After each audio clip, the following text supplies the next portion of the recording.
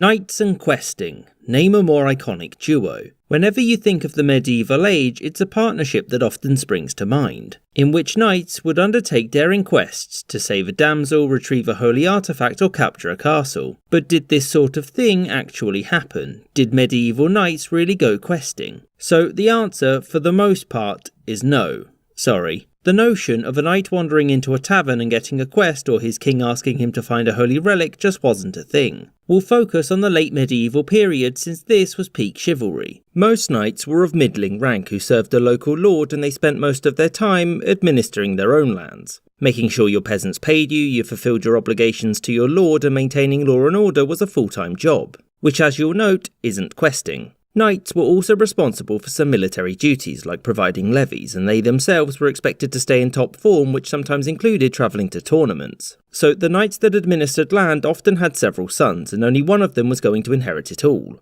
So what about the rest? Well, they mostly caused trouble. Some, though, would stay in their family territories and were responsible for things like collecting tolls. You see, travelling across medieval Europe could be dangerous, and it's often because of these tolls. Knights and lords would demand payment for safe passage through their lands, and if you couldn't pay, you'd be forced out. And if you didn't pay but sort of looked like you could, you were liable for being ransomed. Often these wayward sons and their friends would join mercenary bands to fight all over Europe, and often on behalf of a lord they would raid their neighbours. And all of this was illegal, and so many young knights and even high-ranking noblemen were imprisoned and punished for doing it. In fact, 15th century France and the Holy Roman Empire had a real problem with robber knights, who, as the name suggests, were knights who just went around and robbed people. These were particularly bad during periods of national instability. If central authority was diminished, knights would just go to town, and then rob it blind. So was there anything similar to our idea of a questing knight? The only other real example of questing in the traditional spiritual sense of accomplishing a great feat is the Crusades. Knights and lords of all inheritances would answer the Pope's call and travel to the Holy Land to do their Christian duty and retake some cities and safeguard some artifacts. The call to crusade was one of a spiritual quest as well as one for loot and prestige. But barring that, the idea of a knight or a small group of adventurers setting out on a quest for an item or something along those lines just didn't happen, except in literature.